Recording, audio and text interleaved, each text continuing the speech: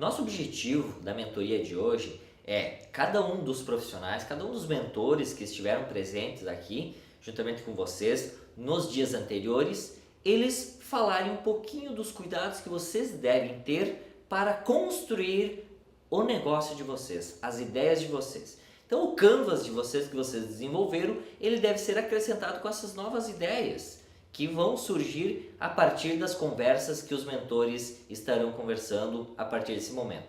Preste atenção, verifiquem e dúvidas nos comunique. Abraço! Bom pessoal, então já para começar, então, os chegaram. A ideia é cada professor falar uma parte, assim, né, sucintamente, do que a gente pode colaborar com o trabalho de vocês na etapa que está agora. O que me veio, assim, que pode ser de grande valia para vocês é a questão dos processos de transformação. O que é os processos de transformação? O processo de transformação ele consiste nesse sistema que ele engloba as entradas, os processos de transformação propriamente dito e as saídas. Por que é importante esse sistema? Esse sistema que permite vocês identificar bem e detalhar quais são as atividades que vocês pretendem realizar e o que vocês precisam para realizar essas atividades. Explicando melhor, as saídas do empreendimento de vocês é o resultado, é o que vocês esperam propor para a sociedade. Então isso aqui não foi bem negativo. Vocês certamente já estudaram o cliente de vocês, o que o cliente quer e vocês vão oferecer algo para ele, certo? Isso aí já está definido. Mas para vocês apresentar alguma coisa de valor para o cliente, vocês vão ter que realizar algumas atividades. E é isso que eu acho que pode ajudar vocês. Vocês, nessa etapa, têm que ter as atividades, o que vocês vão fazer no empreendimento, bem definido. Para que ter as atividades bem definidas? Porque cada atividade vai ter as suas entradas. As suas entradas é aquilo que tu tem, quais são os teus recursos para te poder realizar a atividade dentro do empreendimento. E o que vocês precisam, as entradas aqui, elas se dividem em duas partes. Nos recursos que vão ser transformados e aqueles que vão ser os agentes de transformação.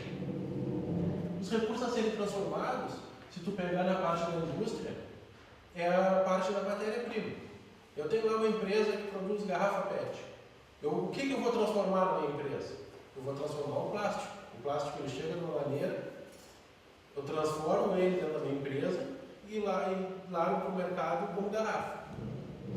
Certo? Isso é numa indústria.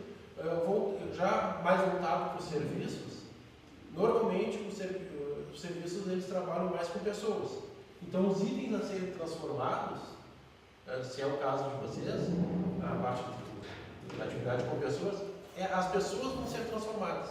Então vocês vão ter que ter uma série de recursos dentro da empresa de vocês para trabalhar com as pessoas. Vamos tentar deixar mais claro assim. Como é que a gente vai modificar as pessoas? Não é questão de modificar, mas é questão de trabalhar com elas. Pega a questão do hotel. O que o hotel faz? O hotel, as pessoas vão lá, pernoitam, 1, 2 dias, 3 e vão embora. Qual é o agente da mudança aí? Com quem vocês estão trabalhando? Vocês estão trabalhando com pessoas. Então as pessoas vão entrar no hotel, elas vão receber lá a atividade de vocês e vão sair. Então os recursos a serem transformados são as pessoas. Recursos de transformação. O que vocês vão precisar para trabalhar com as pessoas? O hotel vai ter que ter um quarto, vai ter que ter uma série de faxineiros, para colocar assim, vai ter que ter um restaurante. Então tudo. Aí pega o empreendimento hotel. Recursos de transformação. É o que eu acabei de falar. Os quartos, restaurante, tudo mais. Recursos a serem transformados. As pessoas. O que é a minha atividade? A atividade é prestar um bom atendimento, deixar as pessoas pernoitarem lá, apresentar um ambiente agradável, para saídas, que é do bem-estar do hóspede, né? Que é poder passar aquela faixa de dias ali que ela pretende no estabelecimento de vocês. Aí aqui tem os exemplos que são bem bons, assim, bem didáticos, como é que a gente pode aplicar isso para diferentes segmentos. Na questão da gráfica é bem simples. Quem tem uma gráfica é quase que instintivo, né? Eu tenho que comprar papel, tenho que ter uma impressora, tenho que ter um designer. Esses são o que eu vou utilizar. Vou utilizar o designer, vou utilizar o resto dos funcionários, vou utilizar papel, tinta, a impressora, para fazer a minha atividade. Qual que é a minha atividade? Impressão, encadernamento, design. Qual é a minha saída? Materiais impressos. Bem claro, né? Mas veja assim, que é importante ter bem definido as atividades para você saber o que vocês vão precisar. O mais importante, aliás, é as saídas, mas isso vocês já têm. Vocês já sabem o que vocês querem fornecer para o mercado. Sabendo o que vocês querem fornecer para o mercado, vocês já passam para a etapa que seria a anterior. O que eu tenho que fazer na minha empresa para ter o resultado que a sociedade espera? Sabendo quais as minhas atividades, pode ser 1, 2, 3, quantas forem necessárias, cada atividade vai ter os recursos que ela precisa. O que mais me chama a atenção aqui é a polícia. Mas a polícia ela não gera nada, ela não, teoricamente ela não modifica nada, mas se tu aplicar o sistema aqui, você vai ver o que a polícia, qual é o valor que a polícia entrega para a sociedade. Ela entrega a sociedade protegida e público com sentimento de segurança. Esse é o objetivo. Como que ela faz isso? Qual é a atividade interna? Podemos colocar assim. É a prevenção de crimes, a solução de crimes e a prisão de criminosos. Essas são as atividades. Tendo essas atividades bem detalhadas, aí, mas o que a gente precisa para prender os criminosos? A gente precisa de policiais, a gente precisa de um sistema de computador, a gente precisa de informações e precisa do público. Então, veja assim, que tendo a atividade bem definida, vocês já vão saber o que vocês vão precisar.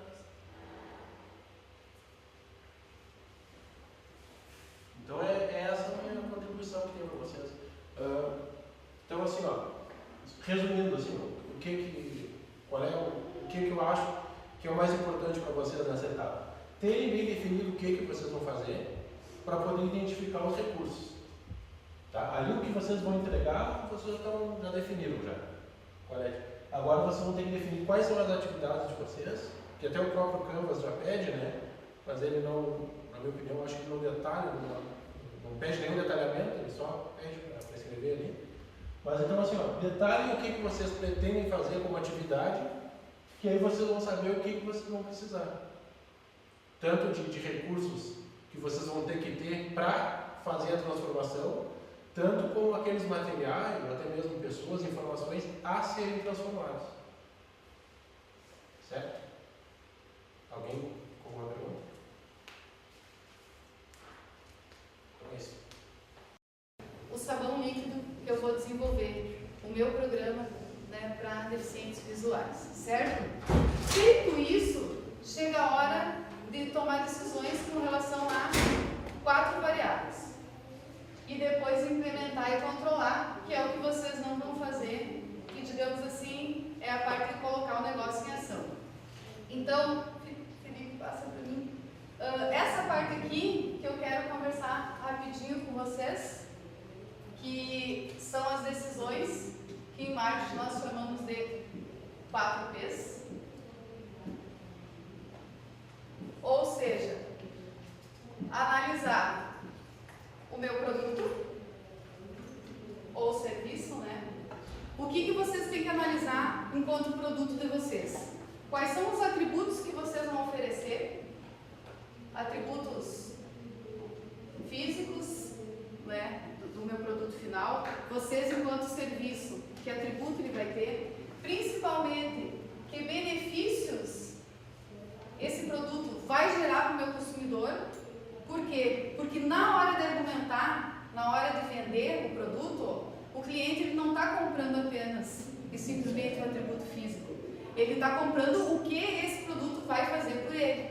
Então, a argumentação, ela vai ter que ser baseada não apenas em atributos físicos, mas principalmente, tá, e daí? Esse produto vai servir para quê? Para suprir que necessidade, que desejo meu, certo? Aí eu tenho que pensar também qual é a marca desse meu produto.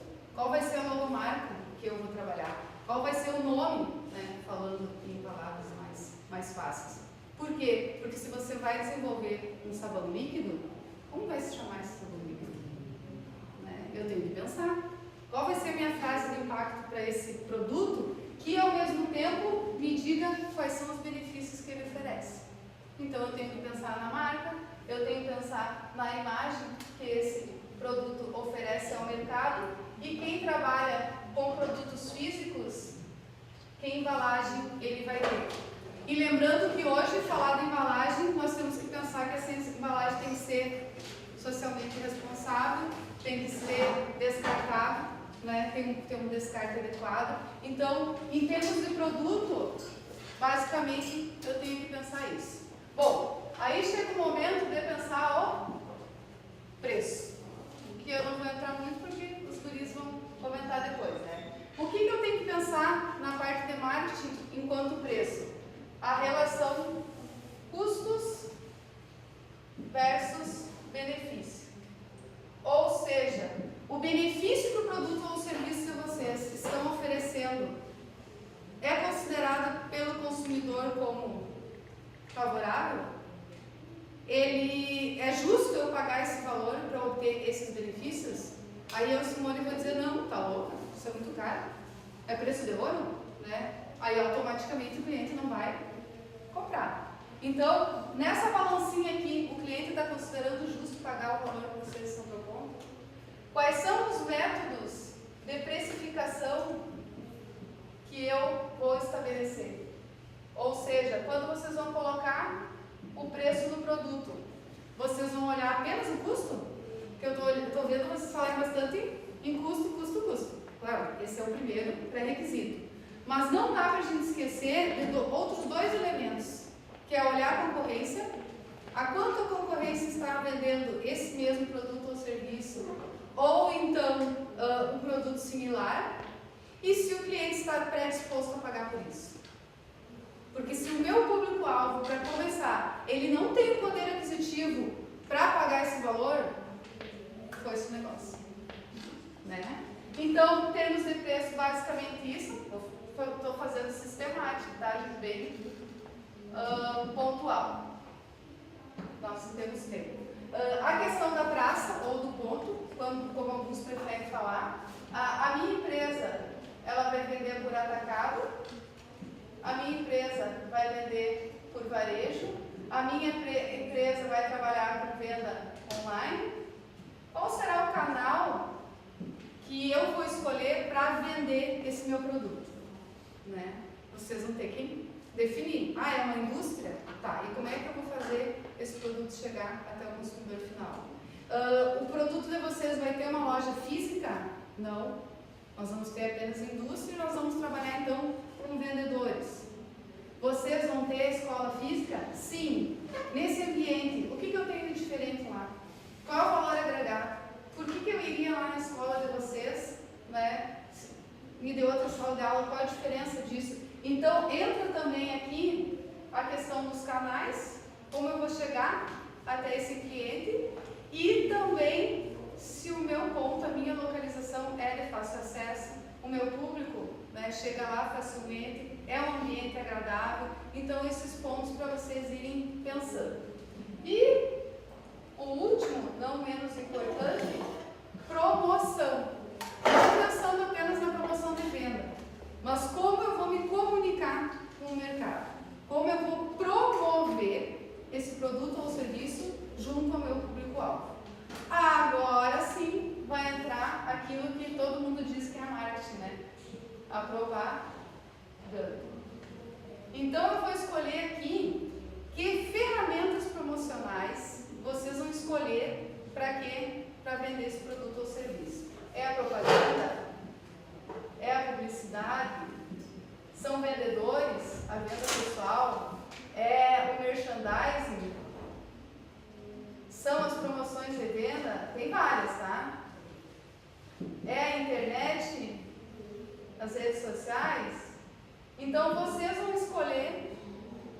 várias ferramentas que temos, àquela que melhor, né, está adequada ao público-alvo que vocês fizeram. Então, assim, pensando nesses 4 elementos, gente, todas essas decisões vocês têm que tomar pensando quem é o meu consumidor, como ele se comporta, o que ele deseja, o que ele necessita. Porque tudo isso, né, qual é o objetivo de se fazer todo esse pensamento? Por isso que eu digo que o marketing não é só isso aqui, ó. Porque na verdade você tem que pensar todo o processo da empresa.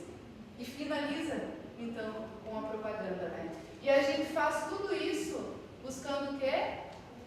Satisfação dos clientes. Só se nós não tivermos clientes satisfeitos e que queiram comprar o nosso produto, não temos por que existir. Certo?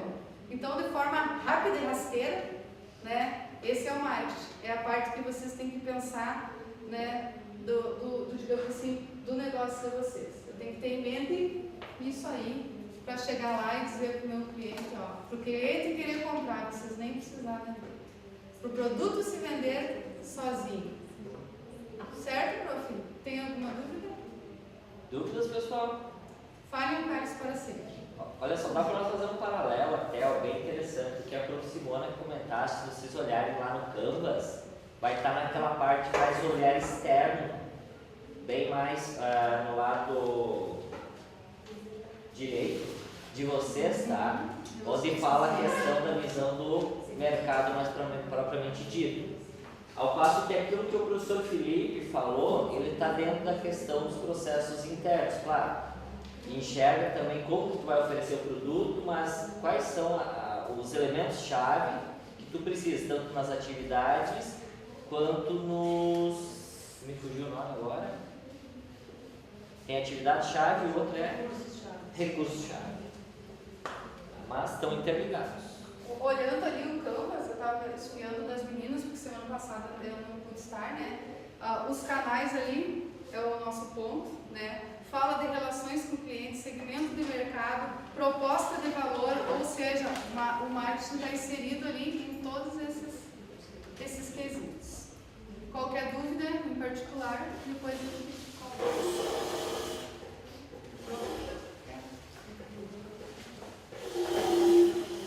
Profs, fica à vontade aí, quem tiver disponibilidade para passar. Aline? Eu acho melhor fechar. Fechar? Tá bom então. Tá bom. Eles estão muito na administração, eu vou fugir um pouquinho. Tá bom.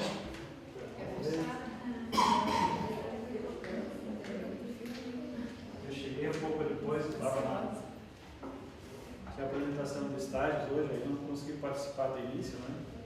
Mas rapidamente aí, só de ouvir alguns comentários de vocês, eu vi que tem uma preocupação com a questão do custo, né? Enquanto às vezes tem uma boa ideia, né? Uma excelente ideia, e às vezes ela não se viabiliza em função de quanto você vai gastar e em termos de que resultado você espera com aquilo, e nem sempre ele é tão fácil nós conseguirmos. Tá? Então, contabilmente, o que a gente faz? A gente sempre pensa, né? No primeiro momento, nós pensamos no resultado. No resultado. Eu tenho uma ótima ideia. Que resultado que essa ideia pode gerar? Matematicamente, para nós, é muito simples isso. Tá? Esse resultado nosso ele vai se traduzir, tá, no que nós efetivamente queremos, tá, que é o lucro. Tá? É isso que nós buscamos, tá, quando nós falamos de atividade comercial, tá? Atividade econômica. Né? Eu sei que tem algumas ideias aí que talvez não envolvam tanto a questão econômica, mas de certa forma esse modelo serve também, porque eu preciso encontrar um resultado que viabilize essa minha atividade, essa minha proposta. Tá? Então o que nós buscamos é isso, buscamos o lucro. Tá? Outra possibilidade, né, que pode ser, o Elisandro sempre chama bastante atenção disso, né? Daqui a pouco nós temos uma boa ideia, fizemos todo esse processo de construção, de discussão, vamos chegar no final e não vamos encontrar o lucro. Vamos encontrar uma variável, né, negativa aqui, que vai ser o nosso prejuízo. Tá? Nosso prejuízo, que é o que nós não queremos. É uma preocupação, né, que eu comentando antes, ela é essencial. Daqui a pouco, nesse mundo aí, do jeito que a gente está vendo, às vezes você tem uma grande ideia, mas que nós, pessoalmente, não conseguimos viabilizar ela em toda a sua essência. Nós podemos vender essa ideia, podemos repassar, podemos ter parcerias, enfim. Então, não necessariamente quando se dá um resultado negativo aqui, significa que essa ideia não é viável também. Isso tem que ficar claro para vocês, né? Porque a preocupação é um pouco com o grupo ali, né? É o custo elevadíssimo de mão de obra, de horas de programação. Possivelmente, talvez possam chegar à conclusão que para vocês isso é muito difícil. Mas não significa que essa seja uma ideia inviável. Daqui a pouco essa ideia com aquelas pessoas que têm os recursos para isso, né? Que têm uma escala maior, que têm acessos que vocês não dispõem nesse momento, talvez seja uma excelente ideia. Tá? Então o trabalho que vocês estão fazendo é no sentido de propor essa caminhada e entender o negócio de uma maneira geral. Né? E lógico, pessoalmente cada grupo vai ter que chegar nisso. R$50 viabiliza a nossa ideia? Porque é muito fácil chegar e procurar R$50, eu vou fazer. Agora vocês vão passar 1 mês, 2 meses, vocês vão entender, poxa, e agora? Quem vai tirar do bolso para cobrir isso aí? Ou como que deu? Porque os R$50 não viabilizaram a nossa ideia. Ou nós temos toda uma projeção para trabalhar com 150 alunos, e se começaram 150, na segunda semana baixaram para 120, para 110, e aí os 50 já não deu certo. Então aí esses aspectos têm que estar bem claros quando a gente vai pensar, né, numa proposta que vocês estão elaborando. Para chegarmos, né, pessoal, para nós chegarmos na questão do resultado aqui, para chegarmos na questão do resultado, nós precisamos entender que a nossa atividade ela tem que gerar margem. Tem que gerar margem. Isso é fundamental. A minha atividade tem que gerar margem. Os R$50 de receitas têm que ser suficientes para cobrir todas as nossas, eu vou mostrar um pouquinho para vocês ali agora, todas as nossas despesas e nossos custos. Se essa receita que vocês vão gerar ali, né, ou qualquer grupo vai gerar, não cobrir as despesas que vocês têm, que vão ter, e os custos que vocês terão, é complicado. Você vai tirar do capital próprio de vocês, do bolso de vocês, e não vai chegar naquilo que nós queremos. Né? Não tem nenhuma possibilidade de manutenção, de ampliação daquele negócio. Tá?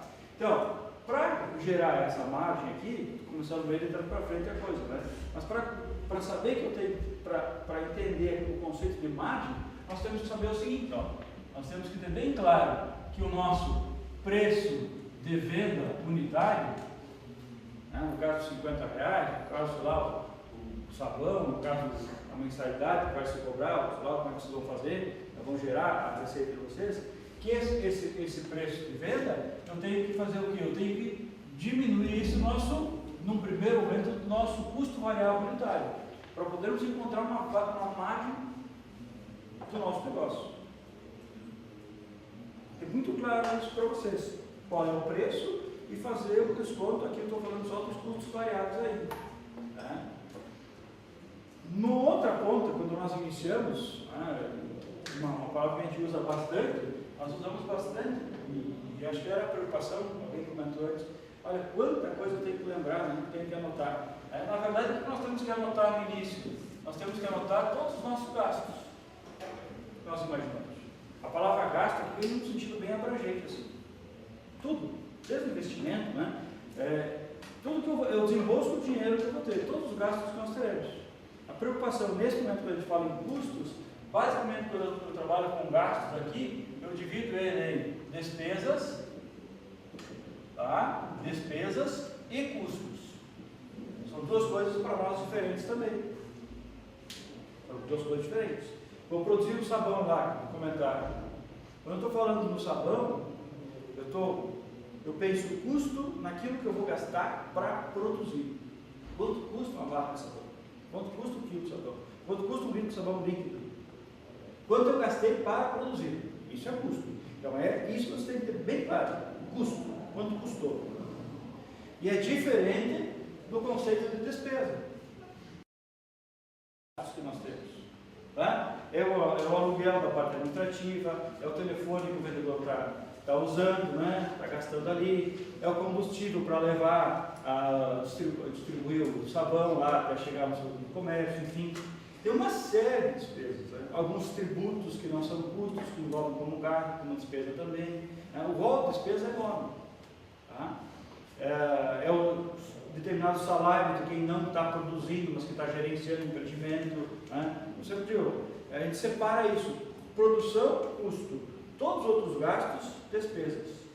Então, essa relação, eu sei que eu acho assim, meio num espaço, digamos assim, de tempo que nós temos hoje, né? O trabalho de vocês é meio complicado de conseguir entender toda essa complexidade e de relatar. Né? Se fosse fazer um relato de todos esses gastos e classificar isso em despesa e custo.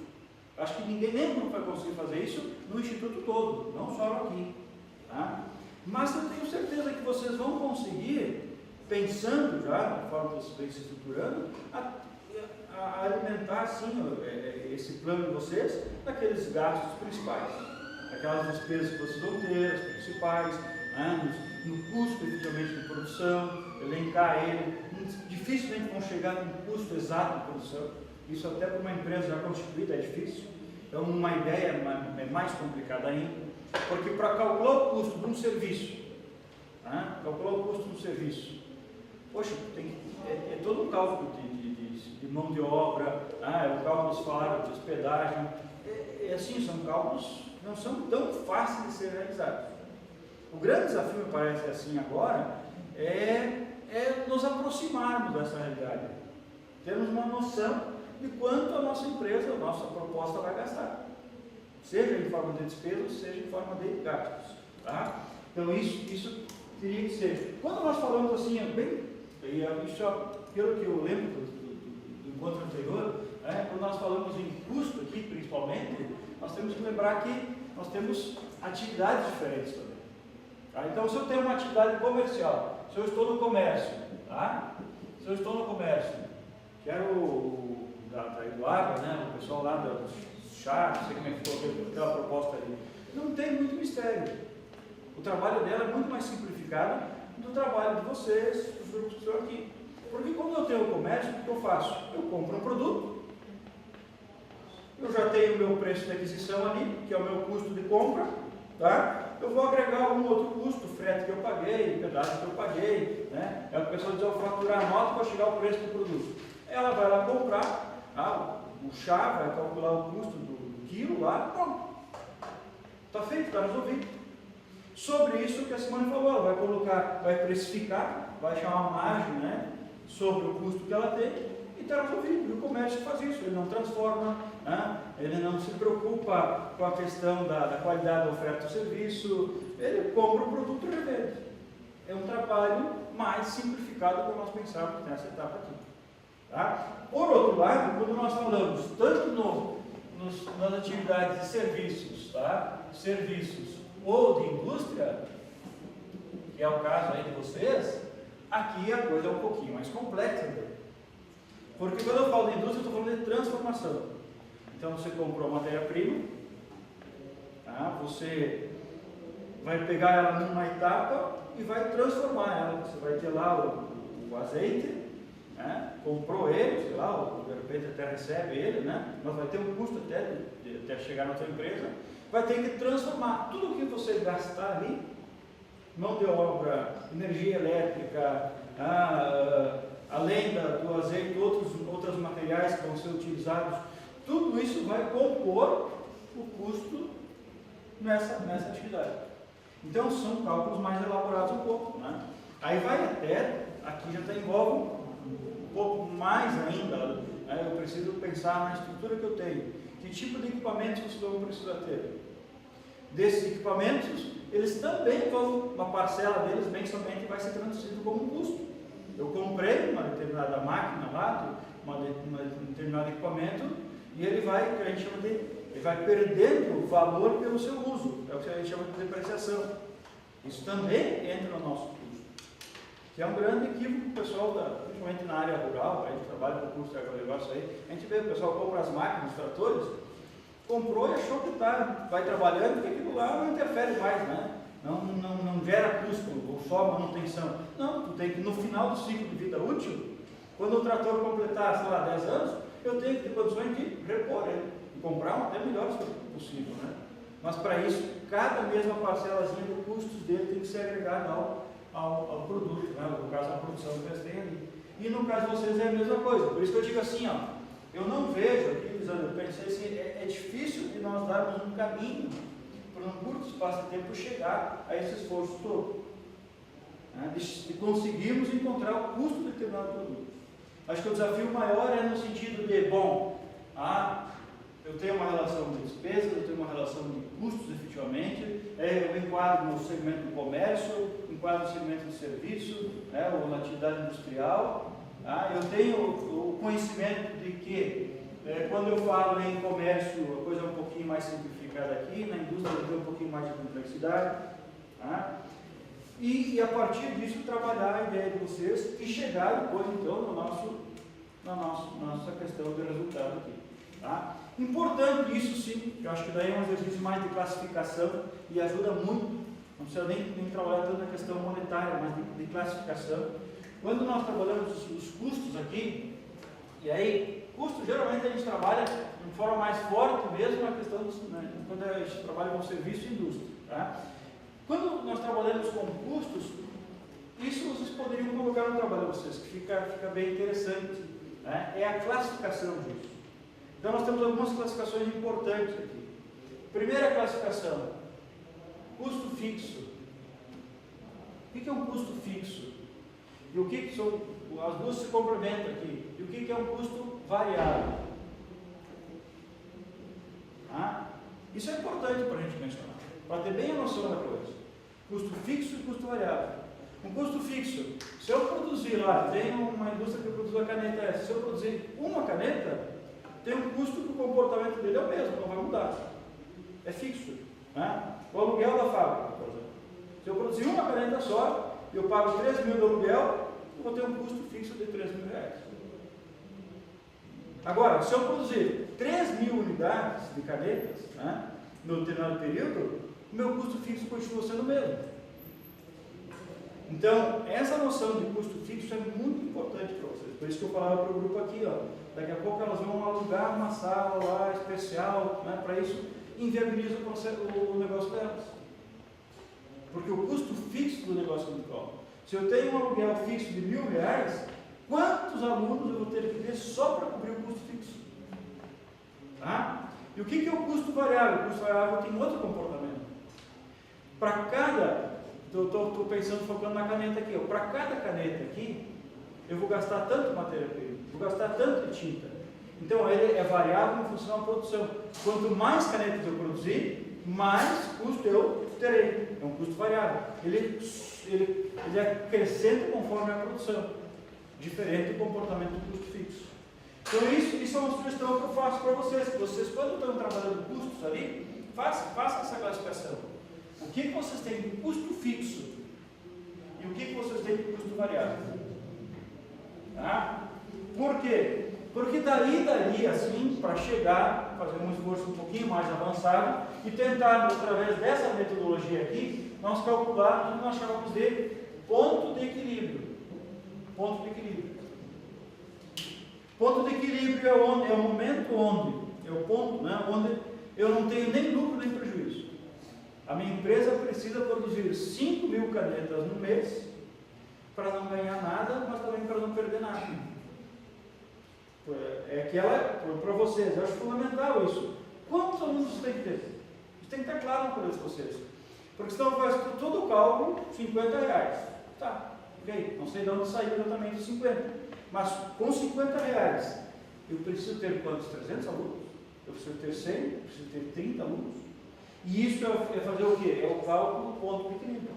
Para isso você tem que saber quanto de custo fixo vocês têm e quanto de custo variável vocês terão a partir de cada aluno que é acrescentado. Cada aluno que acrescenta, talvez aumente um pouquinho o custo fixo de vocês, ou custo variável, perdão. Mas a maioria, no caso de vocês, é custo fixo, né? Se eu tiver um aluno em sala de aula ou se eu tiver 45 alunos em sala de aula, a energia elétrica consumida é a mesma. O climatizador funcionando lá para um aluno, não vai, né? O comportamento é o mesmo. Por isso tem que ter bem claro, no caso de você e dos outros também, a questão do ponto de equilíbrio. Quantos alunos são necessários minimamente para viabilizar a ideia de vocês? Se vocês chegarem aqui, ó, preciso de 90 alunos, com 80 alunos não adianta começar o negócio, agora não é o momento. Né? Ou vai começar sabendo que eu vou, e muitas empresas até fazem isso, né? Elas começam e eu vou levar um ano para começar a ter lucro, ok? Mas aí tem que saber que tem que bancar de recurso próprio um ano, tem que ter um capital de giro para tocar o negócio pelo menos por um ano. Né? Então essas informações sim são bem importantes para vocês pensarem nas atividades. Né? Eu tenho outra forma de classificar também, são os custos, separando aqui, né? São os custos diretos, tá? E os custos indiretos, que eu acho que não vem tanto ao caso, direto. Não vem tanto ao caso de vocês.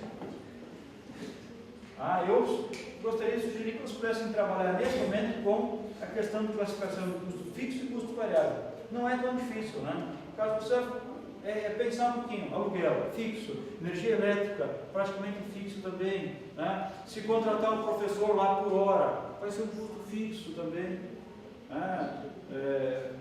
Dá para trabalhar em variáveis, a gente tem que pensar um pouquinho melhor cada situação, mas eu acho que ajuda isso, você de uma forma bem importante.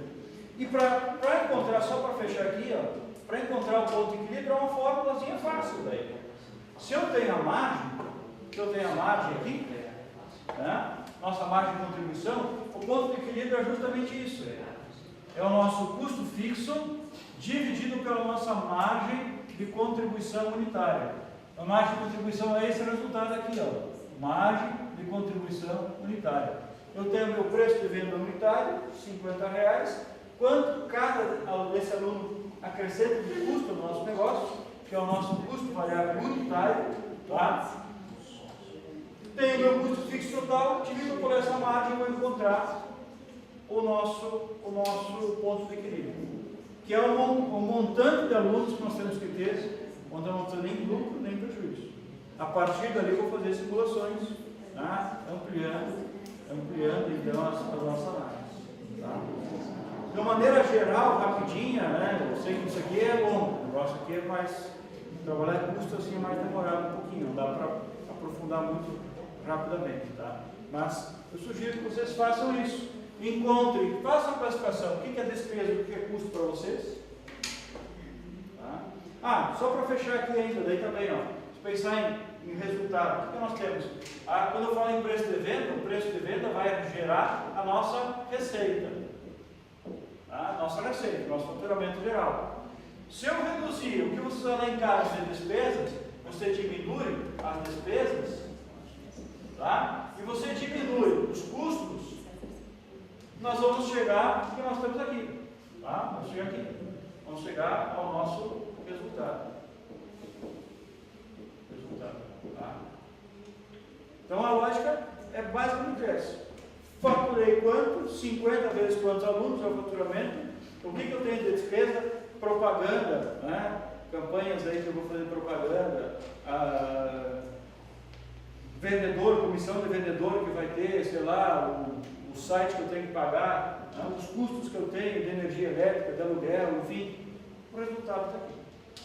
Então essa pequena demonstração de resultados tem condições de fazer no trabalho de vocês. Tá? A classificação em função da atividade de vocês, custo fixo e variável, colocar no trabalho, calcular o ponto de equilíbrio, não tem mistério nenhum, tranquilamente dá para trabalhar, né, nessa etapa que vocês estão aí. O que mais? Sei que é meio jogo rápido, não sei. O que vocês querem perguntar alguma coisa? Se dá para... Vocês têm dúvidas nisso aí ou não? O pessoal queria ver custo, tá aí, hein? Tem todas as coisas a partir de agora.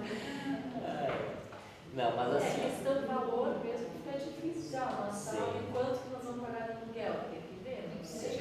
Quanto eu vou gastar de embalagem, fazer uma pesquisa, envolve mais tempo, realmente, para a gente conseguir Vou te confessar um negócio. Eu estava fazendo, como eu estou trabalhando no curso de agronegócio, eu resolvi fazer um cursinho online de plano de negócio do Senai. Tá? Aí tu tinha que montar uma empresa. Tá? Quando chegou nessa fase eu desisti, porque, lógico, não é uma coisa assim tão fundamental para mim, mas é trabalhoso, eu tenho que saber, eu tenho que buscar isso. Quando você tem um negocinho que efetivamente eu quero fazer isso, tem que fazer, tá? E é muito importante, porque se eu estimo algo e ele está muito distante da realidade, no final a diferença é muito grande. Então o empreendedor que tem essa ambição assim de fazer alguma coisa, de levar o trabalho a sério, né? De ter perspectiva, de fazer uma análise fundamentada, esse desafio ele tem que se propor, tem que buscar os fornecedores, tem que buscar os valores de aluguel, tem que ver a questão da tributação, tem que fazer a simulação de custos, né? Matéria-prima quanto vai, calcular custo padrão, por exemplo, lá no caso de vocês do sabão, quanto realmente efetivamente eu vou gastar para produzir. É um esforço grande. Por isso que a gente comentava assim, num trabalho na etapa que nós estamos é bem redundante, mas é bem trabalhoso, né? Sei que vocês talvez não consigam fazer isso na sua totalidade e vão muito mais talvez em estimativas. Mas mesmo as estimativas podem chegar a conclusões interessantes, né? Que podem mostrar a viabilidade do negócio de vocês ou não. E depois você vai fazendo os ajustes necessários. Tá? O esforço de vocês, eu acho que é isso, é buscar essas informações que são fundamentais aí. Vai ter que pagar aluguel? O quê? Vai ter que buscar. São informações que tem que buscar. Pessoal, não é para assustar não. A ideia é justamente assim, ó, vocês saírem daqui com uma noção, para mim ser um empreendedor, é isso. Ah, mas o pessoal quando é empreendedor, eles fazem isso, tá? Para esse nosso desafio aqui, eu acho que talvez o mais, como o professor comentaste, o mais básico, aqui o custo fixo, variável, pelo menos para nós ter essa estimativa, né? Essa noção mais básica, eu acho que seria interessante resgatar, levantar para a semana que vem, nós colocar e fechar mesmo o plano como um todo. Mas ao mesmo tempo fica aberto aí, tá? Durante a semana, se tiverem dúvidas, só nos procurar aí, tá? Só nos contatar. Mais? Isso? Isso aí então. Quem vai agora na próxima? Sr. Kleber? Família.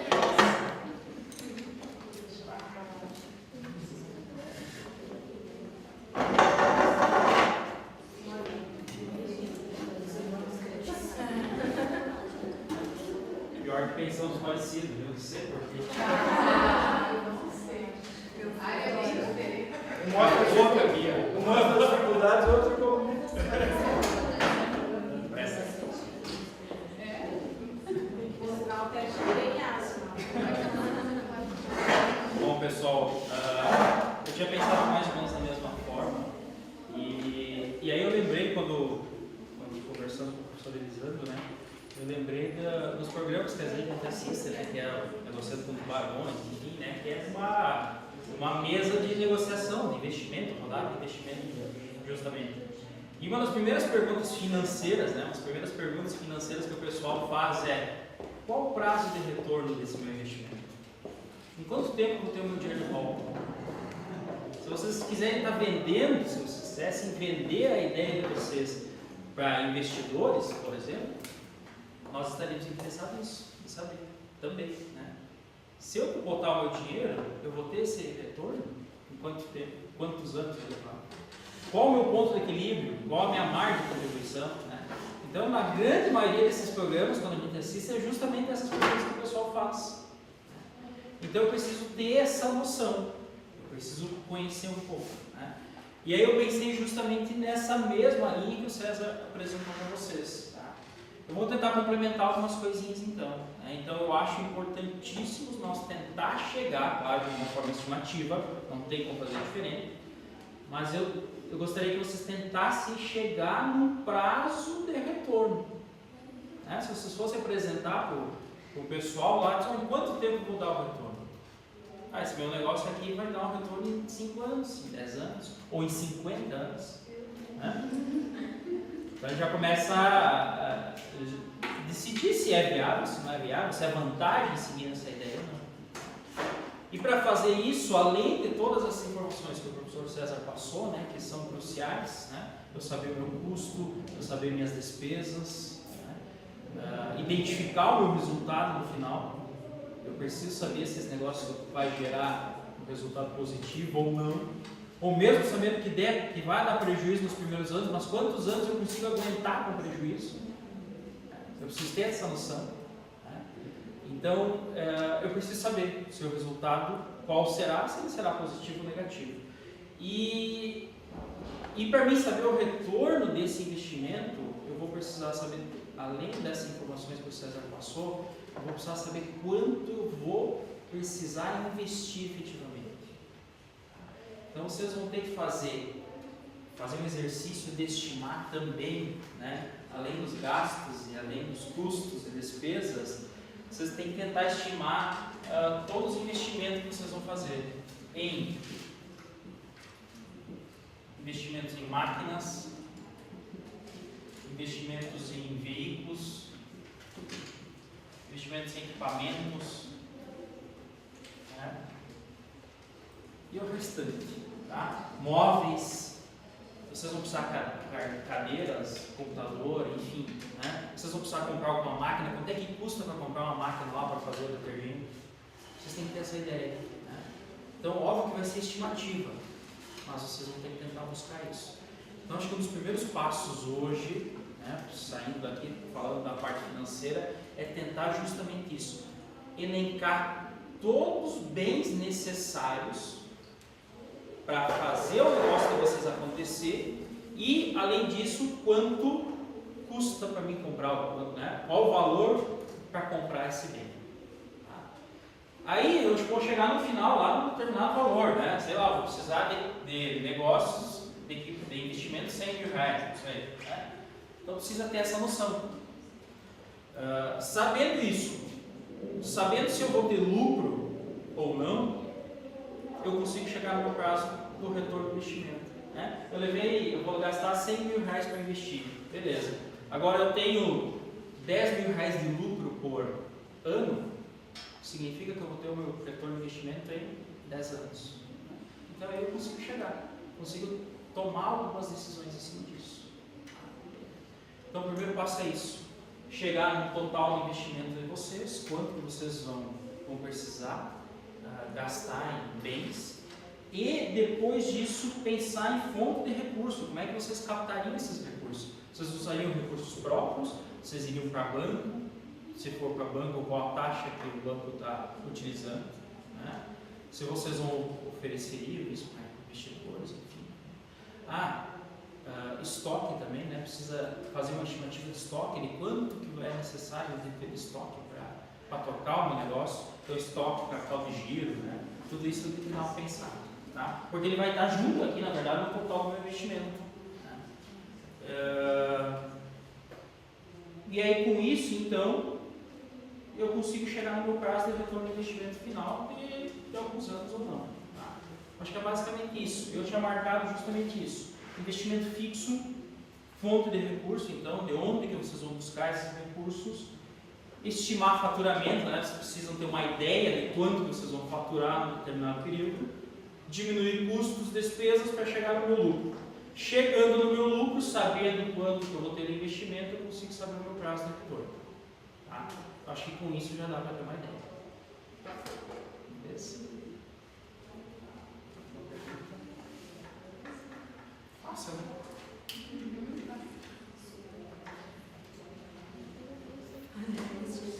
Meninas, dúvidas, perguntas?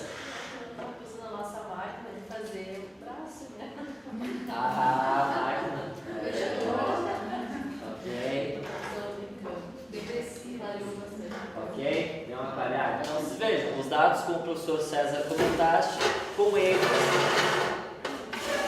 uma projeção aí de algum tempo, já dá para você ter uma ideia de quanto tempo retorna o investimento. Isso é uma informação bem interessante. Então, até conforme o professor comentaste, para quem quiser ter essa ideia do que desse insight, tem o Shark Tank no YouTube, tem, você pode dar uma olhadinha que ali ele dá esse insight, dá esse jogo e lá de certa forma é exatamente o que nós vamos fazer lá no pitch, tá? É um mini pitch também e nós vamos fazer algo similar.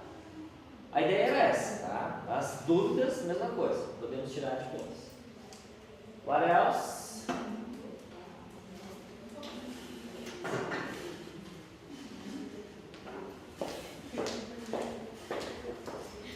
Bom, pessoal, boa tarde, né? Eu vou me apresentar porque alguns que eu não conhecia e não foram meus alunos ainda, né? Meu nome é Aline Taboca e eu vou trabalhar um pouquinho com vocês muito rapidamente, aqui de uma forma bem concisa, alguns pontos importantes sobre o direito empresarial. Bom, abrir uma empresa, né, é uma parte aí muito importante, né? Eu acho que é um dos maiores riscos para o empreendedor, né? E antes de efetivamente abrir uma empresa, então, né, ou seja, registrá-la, constituí-la, é muito importante a gente analisar alguns passos preliminares para se chegar a isso. Então, em função também do tempo, o que eu vou colocar para vocês é mais isso, né? Alguns passos, eu selecionei então 5 passos, tá? Antes de efetivamente abrir uma empresa. O que é preciso pensar em termos sociais, mas muito mais jurídicos aí, para se chegar a abrir uma empresa? Visando o que, gente?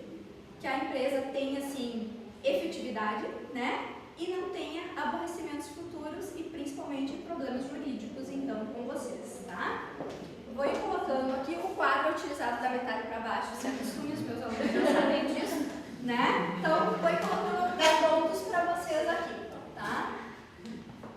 São 5 passos, então, né? Nós somos parceiros, né? Vocês viram que quando a Simone veio, eu pedi para ela limpe o quadro, porque senão lá em cima não será possível, né? Então é isso. Gente, o primeiro dos passos: avaliar a empatia e objetivos dos sócios.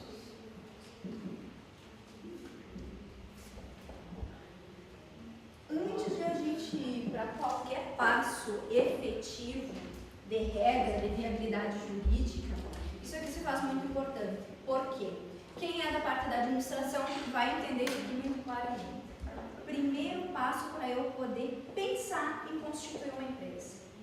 Eu tenho, claro, que tenho empatia, né, com os meus sócios, os meus colegas, porque vão me ajudar a desenvolver esse projeto, mas principalmente eu preciso ter objetivos comuns e muito bem definidos, né?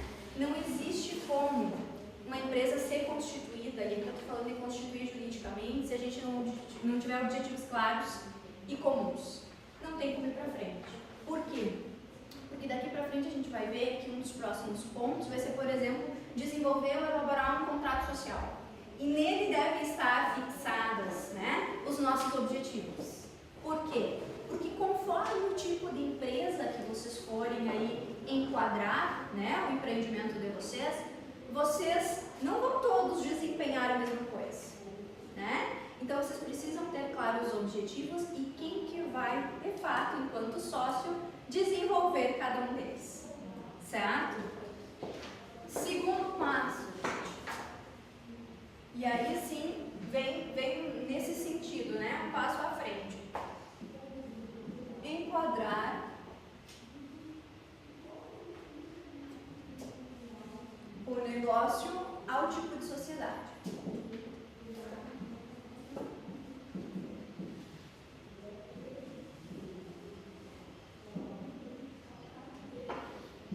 Primeiro de tudo, o tipo de sociedade vai primeiro depender do segmento de vocês, né? Primeira análise que vai ter que ser feita, o César já pontuou isso antes para vocês. Bom, eu vou me enquadrar no quê? Segmento, né? Comércio, né? Dentro do comércio, por exemplo, só varejo, né? Como que vai ser? Indústria, em que segmento? Por quê? Porque isso vai ajudar a definir o tipo de sociedade que vocês poderão ter, que vocês poderão enquadrar, tá? Com relação aos tipos de sociedade, nós temos uma variedade imensa no Brasil, tá? Então não teria como não dar uma aula específica para vocês sobre os tipos de sociedade. Mas vou pontuar duas, a título de exemplo, né? Para vocês terem uma noção e que são as mais usuais. Por exemplo, a sociedade simples, né? Que é a sociedade mais básica. De forma geral, ela é aquela que vai ser desenvolvida só por sócios pessoas físicas, né? Vocês, no caso, né? Não tem nenhuma empresa junto já, né? Alguma pessoa jurídica junto, que pode ser aí trabalhar como MEI, enfim, várias características. Não tem, somos pessoas físicas, é uma possibilidade. Entretanto, né? Sociedade simples, como que os sócios respondem? Ilimitadamente. O que eu quero dizer com isso? Dando o exemplo das meninas, por exemplo, né? Do cursinho. Bom, se der tudo errado, que é o que a gente não quer, e por isso a gente precisa pensar agora, se der tudo errado, os sócios respondem solidariamente com o seu patrimônio. O que isso quer dizer? Ficando só com dívidas, vamos verter o que temos na empresa e quitar as dívidas, faltando verba para isso, da onde sairá esse dinheiro? Dos bens próprios de cada um, né? Ou seja, vocês pessoas físicas terão, né, que de alguma forma fazer corresponder essas dívidas então, certo? O tipo mais utilizado atualmente no Brasil, justamente aí pela inversão, né? Por isso que eu estou dando os dois exemplos para vocês. Sociedade limitada. Bom, o que acontece aqui? Aqui a gente pode ter sim a mistura de pessoa física e jurídica, não há problema, em geral muito mais por pessoa física, mas como o próprio nome já diz, aqui a responsabilidade é limitada. Ou seja, cada um vai responder, agir na sociedade, né? Desenvolver a sociedade e a empresa e lucrar conforme a sua limitação, conforme for devidamente fixado, certo? Então, em um primeiro momento aqui, por exemplo, não vai atingir diretamente o patrimônio fora da empresa dos sócios, né? Eles têm que cumprir com aquela parte. Por isso que é o modo mais usual, de forma geral, né, no Brasil atualmente, certo? Bom, a gente tem várias outras modalidades, né? Então, o que eu quero dizer com vocês? Aqui sim, vocês vão precisar de algum auxílio de alguém que entenda, né? Para ajudar a enquadrar o tipo de sociedade e vir para o terceiro passo, então, que vai ser elaborar contrato social.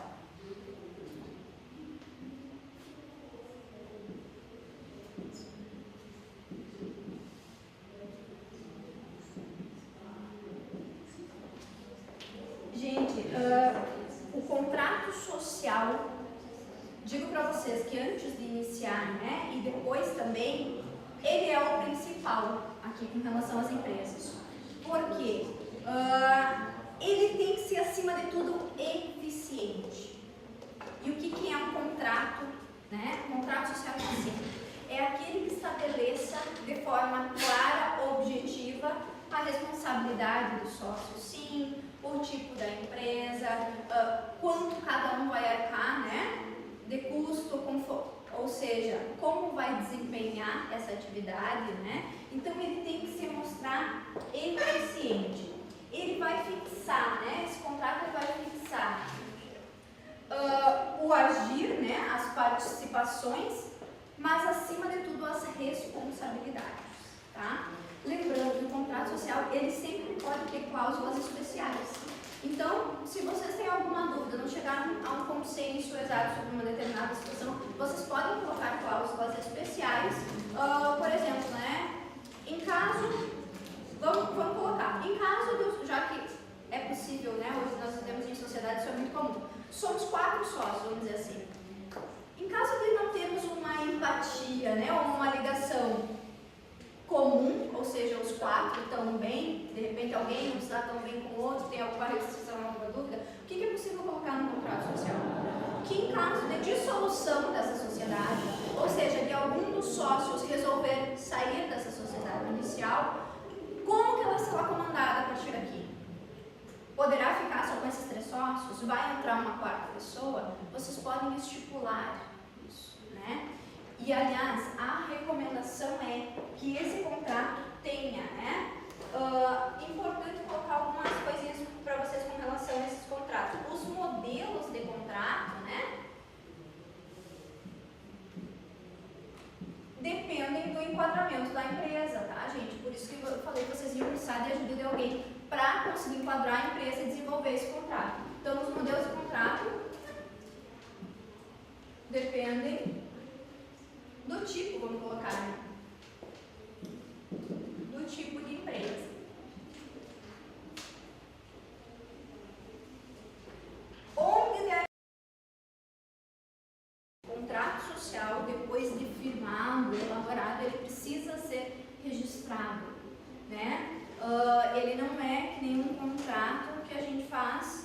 pessoa física num cartório comum, né, gente? Basta ter 2 testemunhas, está valendo, né? Não, ele precisa ser registrado, tá?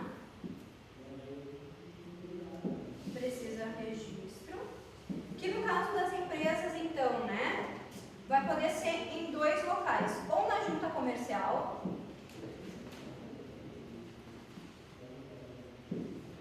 ou no cartório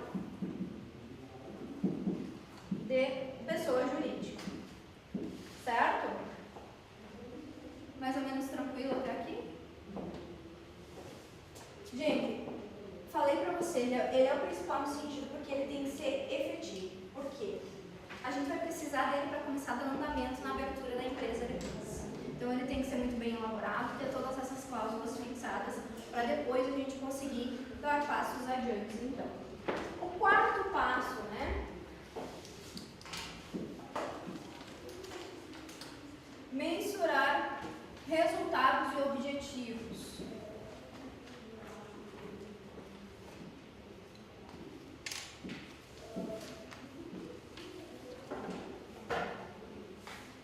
Por que esse passo, né? Eu vou colocar aqui como uma revisão, porque a gente já falou antes que lá inicialmente vocês precisam analisar a questão dos objetivos, né?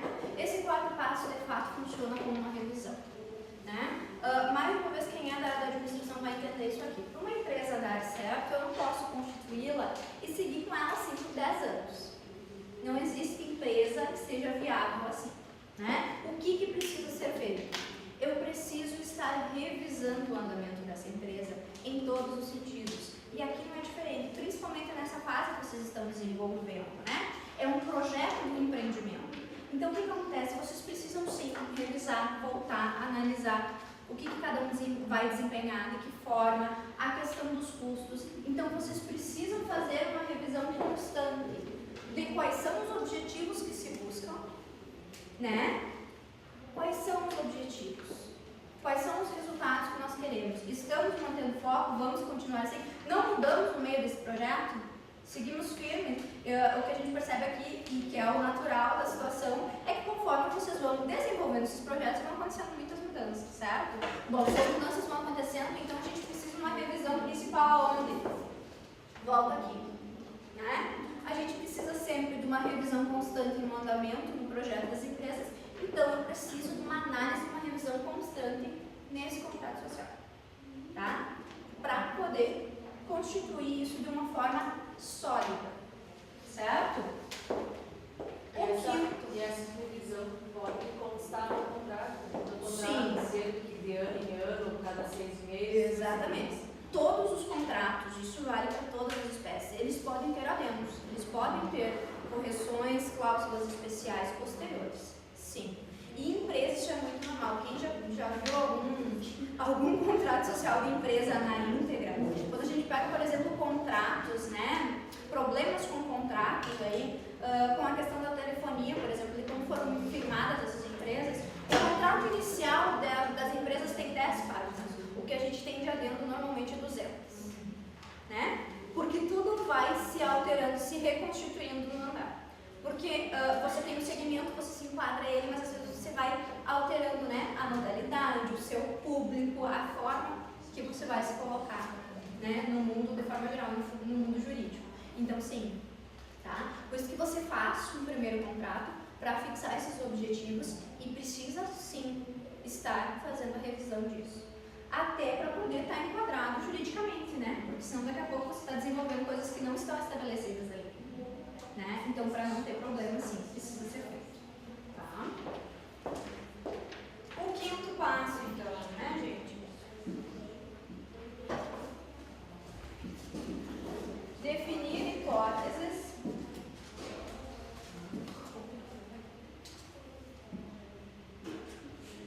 em caso de dissolução.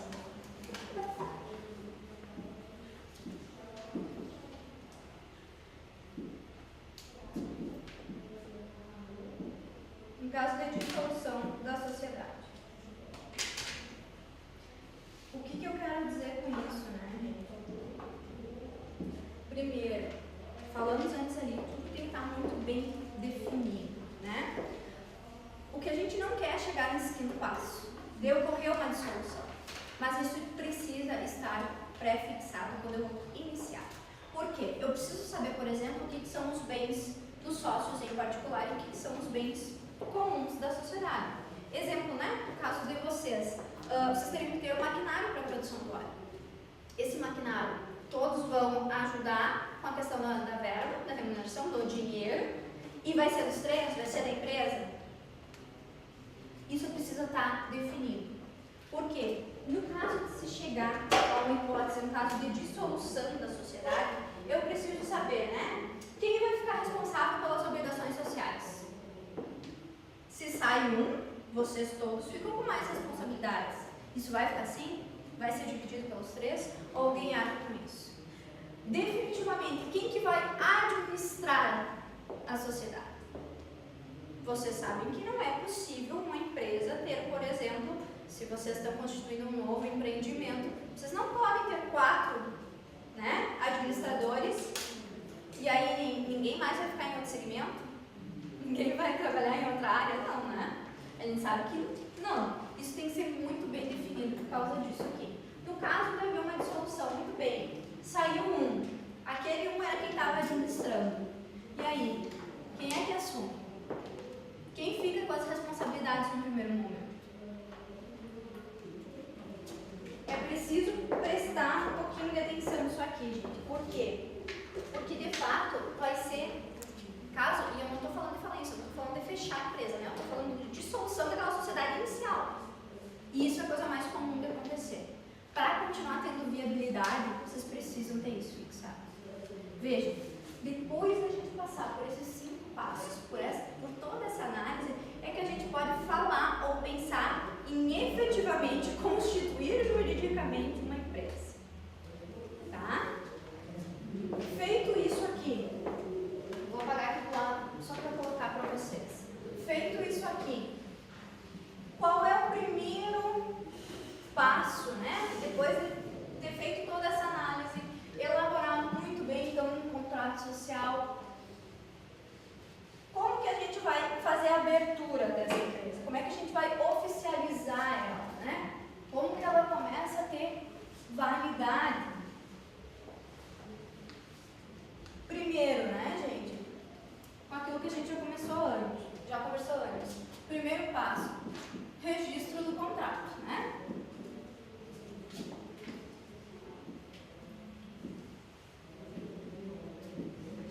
Aí sim, para começar a efetivar uma sociedade. Registro do contrato social. Tá? Por isso que eu falei, a gente vai precisar dele para continuar com o segmento. Segundo, pedido de alvará de funcionamento.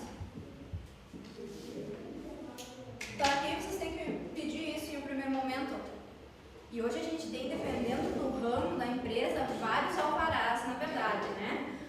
Mas o primeiro de todos eles, obtenção de CNPJ, né, gente? Porque você fez o registro da empresa, você tem um número inicial, então você vai aonde? Na Receita Federal, fazer de fato, então, o cadastro dessa pessoa jurídica. Tá? Bom, feito o cadastro, então, você vai à prefeitura do município que pretende instalar, né, o empreendimento e vai pedir o alvará de funcionamento. Quarto, o que mais? Depois de ir na prefeitura, a inscrição, né,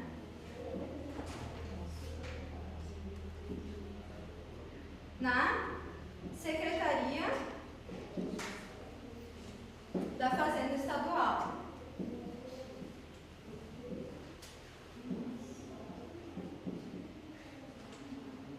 Aí você já tem a empresa constituída com um número, né? Com um número inicial, você já tem um pedido de autorização para funcionamento naquele município, então você vai fazer o cadastro, né? A ligação aí com a Fazenda Estadual. Depois disso, gente, é preciso realizar um cadastro na Previdência Social.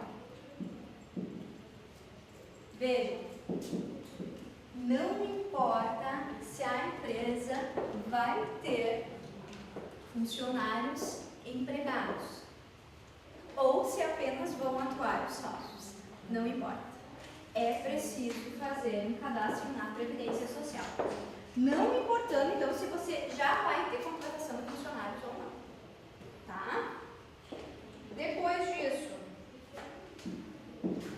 o que é o mais usual, que vocês vão precisar muito, né? O cadastro para a nota fiscal. Para a emissão da nota fiscal.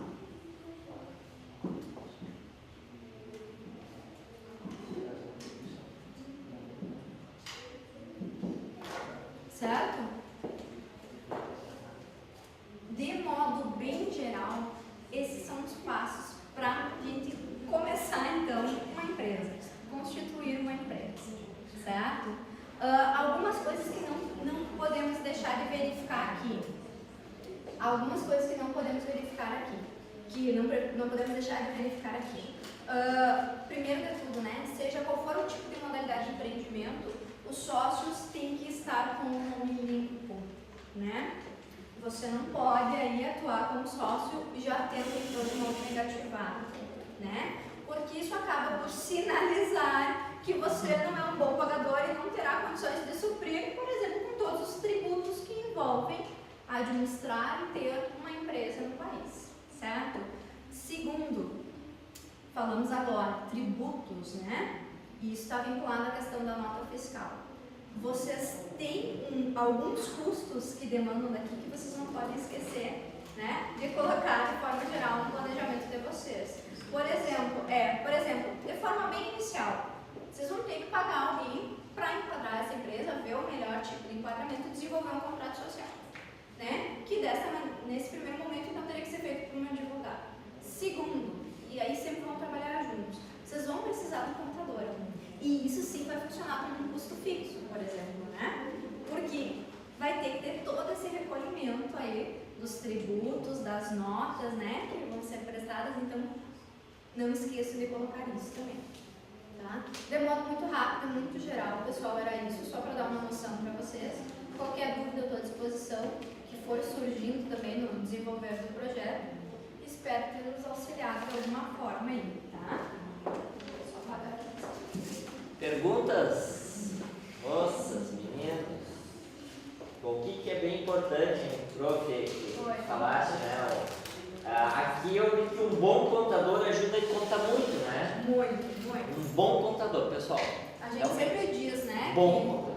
é preciso, tanto na administração quanto no direito, a gente sempre caminha junto, né? Com um bom administrador. Tem que ter um bom contador. Senão, não tem como. E até eu posso falar, porque eu tenho formação em administração, e muitas das coisas que a professora falou eu não tinha nenhuma ideia. Não sei se também é dos colegas que têm formação na área, mas a gente sempre foi instruído no sentido de que vai abrir uma empresa pro contador, Quem faz especialista, né? vocês não precisam saber. Ele faz tudo, mas tem muitas coisas ali que agora É só pagar. Isso é um grande erro. É um grande erro. A questão do CNPJ, por exemplo, gente, hoje ele pode ser requerido online pelo site da Receita, se você tiver as outras etapas devidamente elaboradas e com coisas, né? É uma coisa que você não precisa pagar. eu até não pago por em casa, mas agora que ele se aposentou, já tem que começar a estudar um pouco mais essas questões. Então, Muito bom. Mira?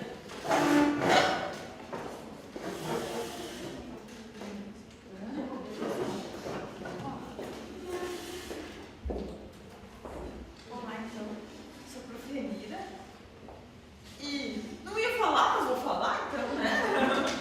Você perceber que, direto ou indiretamente, vocês vão utilizar a tecnologia nos seus trabalhos, alguns mais, né, direcionados a ela e outros como ferramenta auxiliar. Bom, então eu vou falar do que vocês precisam pensar sobre tecnologia. Primeiro, quem vai usar diretamente a tecnologia, como o pessoal está fazendo que a gente pensa quando fala de tecnologia? Hardware e software. A primeira coisa que tu tem que pensar, com relação a hardware, tu vai investir no hardware ou você vai contratar um hardware? Porque agora que a gente tem a nuvem, infrastructure as a service é comum, né? Então você aluga um servidor. Aluga um servidor e paga uma mensalidade. Isso é o que as pessoas têm que pensar. Para isso você tem que pensar, bom, o que eu preciso para fazer esse meu app? Eu vou precisar de que fluxo de dados? Que capacidade de servidor? Quanto de RAM que eu vou contratar? Isso tu tem que ter pontuado, né? Para te ver mais ou menos quanto que tu vai gastar por mês com essa mensalidade. Por quê? Sem dúvida é mais barato do que tu comprar um servidor robusto, porque você conta com as atualizações das grandes empresas, né? E software? Bom, eu preciso pensar, software eu preciso pensar em plataformas e linguagens. Plataformas e linguagens. Por exemplo, vou desenvolver mobile. Vou fazer o quê? Vou usar o Android Studio?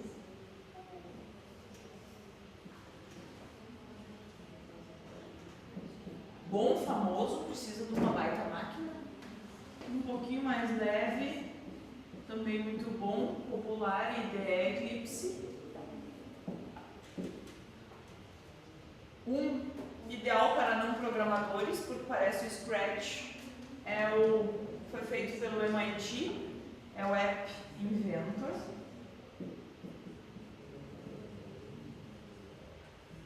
E tem ainda um que eu nunca falo sobre ele, mas achei importante colocar que ele é bem robusto. Titanium Mobile. Mobile, isso. Minha prof de inglês disse. Quase apanhei, porque nós na informática falamos mobile, não é mobile, é mobile. Mobile phone.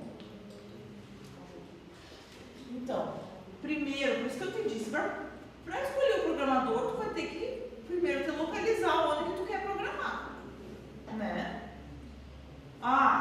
O Web Inventor tem acesso a GPS, então de repente pode ser por ali. É de graça. Titanium é caro, então tu vai ter que fazer algumas verificações.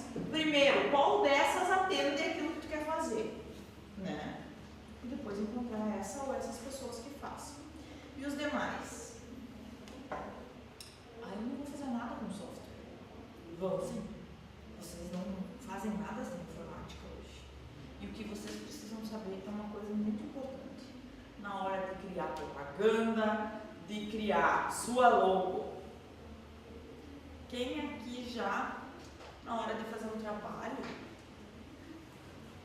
de escola, achou uma imagem no Google lá, copiou e colou. Quem nunca, né? Sempre a gente pode fazer isso. E daí ainda mais quando eu for fazer isso para a minha empresa. Tem aquela foto linda daquele pai e daquela mãe. Eu vou pegar lá, foto da professora ensinando, vou colocar lá na minha escola. Não dá. Porque você pode ser processado. Porque quando a pessoa cria uma imagem, ela tira uma foto ou ela cria um desenho, uma figura, ela tem os direitos autorais sobre esta imagem. Então, a partir de hoje, eu espero que quando vocês forem pesquisar no Google imagens para os trabalhos, vocês vão lá nas ferramentas de pesquisa e coloquem na ferramenta possibilidade de reutilização. Daí, aquelas imagens que aparecerem lá significa que os autores deixaram que vocês as usem. Apenas as usem. Tem algumas ainda que vocês podem colocar possibilidade de reutilização com modificação sem fim lucrativo. Daí tu pode botar no teu trabalho, mudar, por exemplo, tem uma figura lá, sei lá, trabalho de biologia, né, prof. Nayara, tem uma célula linda lá e tu quer fazer umas flechinhas. Tu vai interferir na imagem do cara. O exemplo dos meninos, o pessoal dele alterou, inventou o desenho sem fim lucrativo, mas o pessoal... Isso, quando tu pesquisar a imagem está possível alterar, tu pode fazer isso. Isso aí. E tem aquelas que tu pode alterar e utilizar para fins lucrativos. Então tenha muito cuidado. Pegar logo dos outros, né? Se vocês forem pensar em fazer propaganda online, né? Também tem o registro do domínio, existem alguns domínios que já existem, não é qualquer domínio que vocês podem pegar, tem algumas coisas nesse sentido, mas eu acho que a princípio o maior recado é esse: cuidem com as figuras que vocês usarem. Certo? Isso aí, os minions, esses minions podiam alterar, se pegasse o pica-pau, de repente não ia poder. Vou interferir, mas é que eu considero bem importante nessas questões de pirataria também, né? Numa empresa, nunca, jamais programas piratas. E não pense que eu estou em Santo Augusto, não posso falar, mas tem uma empresa que tem um proprietário, tem uma instituição, um negócio bem conhecido na cidade que ele vai lá para a Microsoft, porque ele andou usando. E eu conheço um perito que avaliou esse caso, exatamente. Exatamente, era a minha última parte. Software da empresa tem que ter licença. Tu não quer pagar por licença? Usa o software livre. Usa Linux, Ubuntu, faz o que quiser, mas se tu quiser usar a Microsoft, você vai pagar por ela. Senão, como que acontece, gente? Eu vou explicar como que se chegou a isso. Para não se fazer. Como que tu sabe? Como que a Microsoft sabe, gente? Quem aqui já usou, como é que é o nome do Jarvis da Microsoft? A Cortana é da Apple, né? É a Siri. Acho que é Siri. Siri do Google? Tá, enfim. Tem um que é do Windows. Já usaram? Aquela que tu fala com ela. Esqueci o nome agora. É Cortana. Cortana não é da Apple? Sim, eu acho que é do... A Siri A Siri é da Apple. Eu confundo elas porque eu não gosto delas. Então a Cortana. Tu fala com a Cortana. Cortana é... Tu ativa o teu Windows 10. Se tu quer, tipo, Cortana, quero ver a temperatura. A Cortana vai lá, abre o Google a temperatura pra ti. Ao fazer isso, ela vai mandar pra Microsoft tudo o que tu faz. Tudo! E você concordou com isso quando você instalou o Windows na tua máquina. Mas o Windows 10 era de graça. Sim, bem por isso. Você é um usuário, ela viu que dali quando tinha que licenciar o teu Windows, tu continuou deixando ele pirata. Tudo bem, é um usuário. Mas de repente, se você vê 50 máquinas do mesmo local, porque pelo IP tu consegue, mesmo que a gente use IP falso, tu consegue verificar o local, 50 máquinas estão acessando e está batendo que é pirata. O Windows, o que eles vão fazer? Minha advogada da Microsoft vai lá e, né, abre um processinho com essa empresa e vamos ver os registros de software deles. E multa de quanto? É uma paulada, além de que tu ser obrigado a ter que licenciar tudo. A versão anterior do Windows também tem essa... A versão anterior? É. Não sei. Eu sei que na 8 eles estavam testando.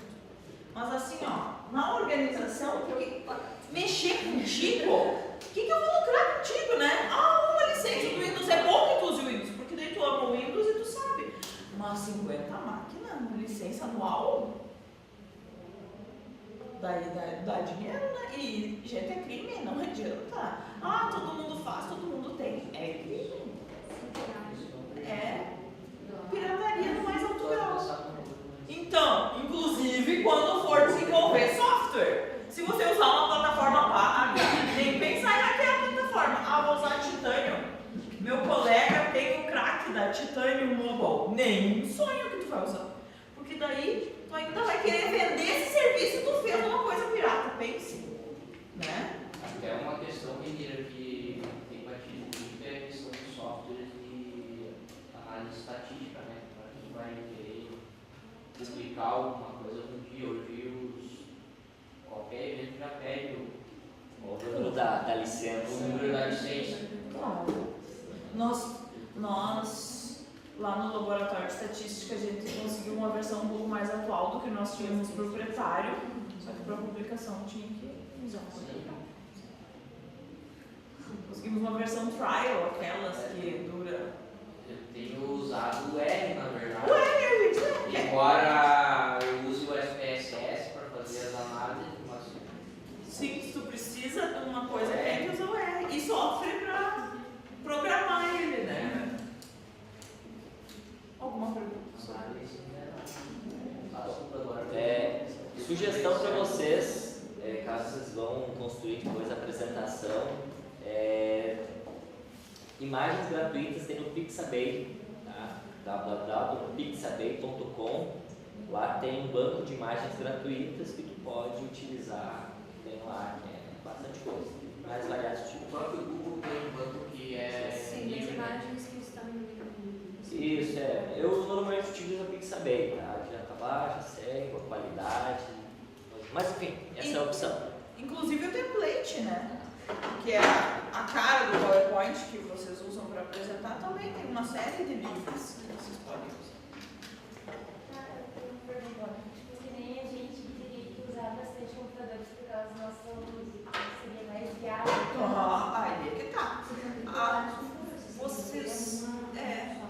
Vocês vão precisar de um sistema operacional, porque o objetivo de vocês vai ser web, né?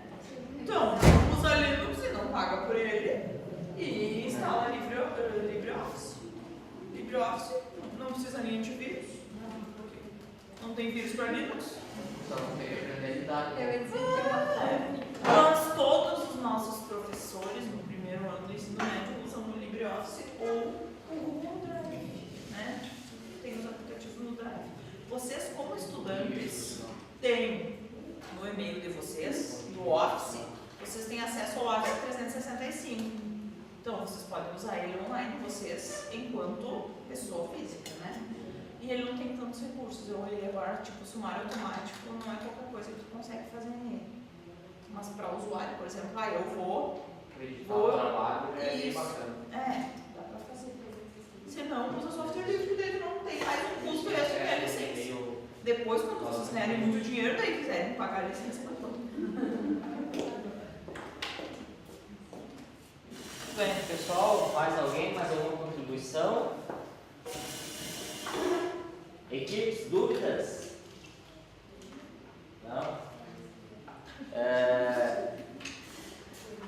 Então assim, pessoal, o que é importante que eu acho que poderíamos fazer?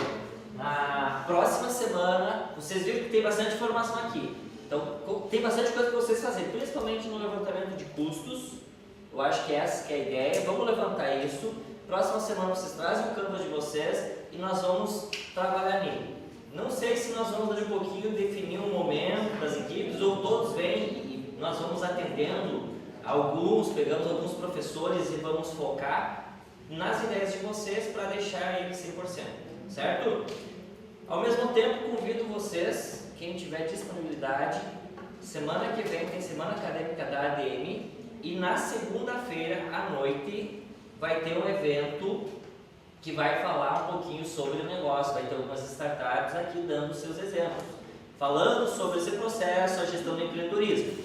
Então, seria bem interessante para vocês participarem, e vocês sentirem que existe possibilidade sim de investir, ter uma boa ideia, dá para ganhar dinheiro. Tá? Mas eu não tenho dinheiro. Então, não ter dinheiro vem lá na questão da competência. Tem que ser competente de conseguir vender ideia e ganhar dinheiro também com isso aí. Ok? Mas lá daí vocês teriam mais ideia. Por hoje era isso.